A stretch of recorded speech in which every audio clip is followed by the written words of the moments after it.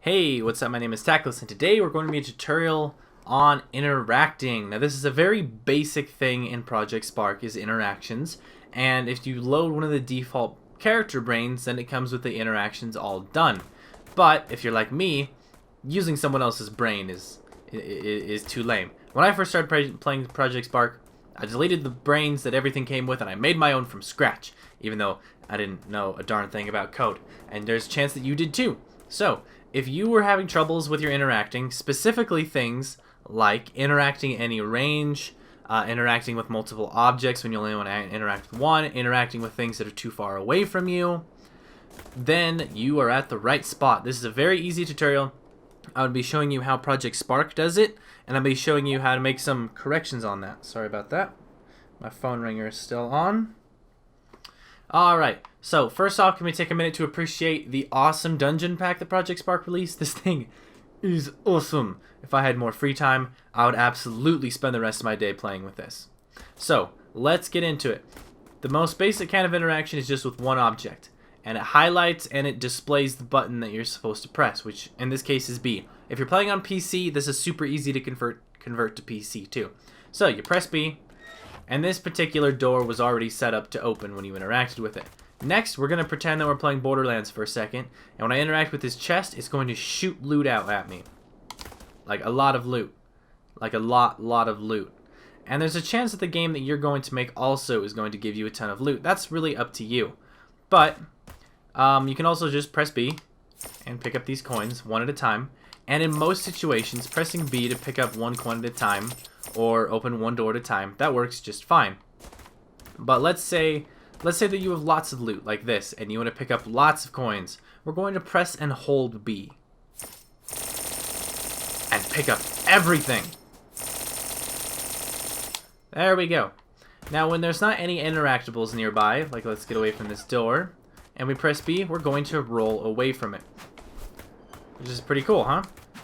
Rolling is a great combat strategy. So, let's get into actually how to do this. It's really quite easy. Here's my player, and I'm going to set his brain to the third-person adventurer. And inside this brain, they already have some code done for the interacting. This may look familiar. This is a little bit bloated because it has code for if you're playing on controller or PC, and we're not going to worry about that. If you make a game, in my opinion, you should design it for either PC or Xbox, even though I think that they can play on either one. I don't have it on PC. So next, alright, so what we're going to do is first, we're going to do detect, right here, when detect interactable, and we're going to do nearest object. Well, objects in front. Then we're going to create a child line of code. To create a child line of code, you make a new line of code, select the number, and bump it to the right. Now this line of code won't run until this line of code is met. So here, what we're going to do is very simply, when B pressed, interact. Really, that's all the code to make an interaction. Everything from here is just extra cool stuff that we're going to add. So we're going to add a couple of code, or a couple lines above this. We're going to add highlight it. It is referring to the object that's being detected.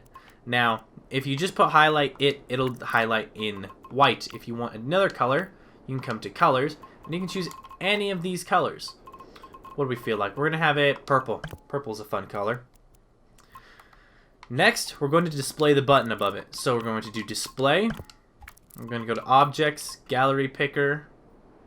And because the icons menu is really big, we're going to search what we want in advance. So we're going to type in B. And then we're going to go to the icons and grab B. Now let's say that you were playing on PC and you want it to be the E key. We could search E. That's not E, that's E.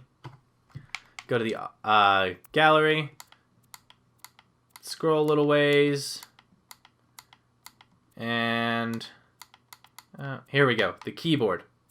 Keyboard E, that would work just just as well. Though you would need to change the control for interact as well. So display B above it. Oh, I'm in the wrong spot. It. There we go.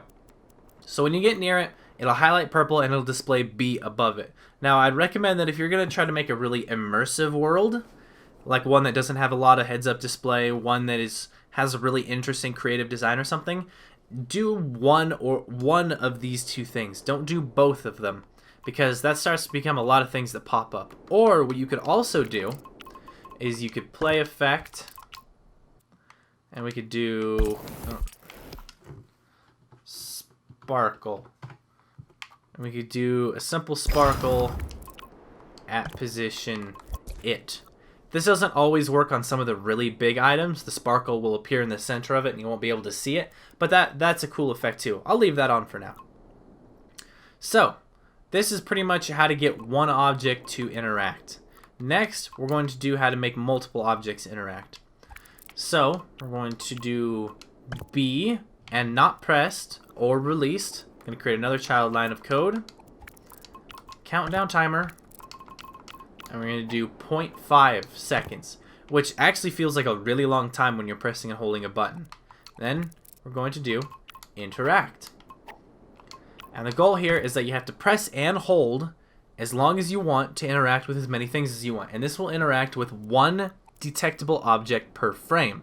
There are 30 frames a second. It'll interact with 30 things a second, which should be really, really long ways. So, we've got that done. Now let's add the how to make you roll away when you're not detecting an object and you press B. So under the detect objects that are interactable, we're going to put else. How this works is that this looks at its parent line, this line, and it says if that line is not met, then it's my turn. I get to run. So if there's not a detectable interactable object in the front, and then it'll run this line of code. So then when B pressed, we are going to dodge with strafing. I will say, if you're gonna make dodge with strafing just integral to your combat, like if you can't dodge while combat, you're going to die, then this system may not work for you, because if you're near an interactable object and you press B, you'll interact with it and then you'll get killed. But that's just one of the odd scenarios out there. That's pretty much it. Yeah, let's give it a try. This really is quite easy. Even if the tutorial took a bit, this is really easy. So we get near here and you see it sparkles, it turns purple, and we get B. Once it's interacted, that all goes away. Come to the chest and it sparkles, turns B, and we can open it up. It turns B. It turns purple. My bad. So let's press and hold. All of those coins. Yes. All the coins. Wonderful. And then we can press B, roll away, roll to the gate, and then roll through the gate like we're awesome. So that's pretty much the tutorial. If you guys have any questions, please let me know in the comments below. I'd love to hear your thoughts, suggestions, questions, whatever.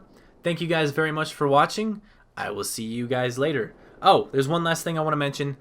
I've gotten some really good support and feedback from you guys related to my house and my job and all that. I know that that's a big step for me and a big step for my channel, that I may not be uploading as much, but the support and the feedback that I've gotten from that really is amazing. So thank you guys very much for that. I have some fantastic fans, even if I don't even have that many fans compared to, you know, channels with millions of subscribers. But you guys are fantastic fans, so thank you guys very much.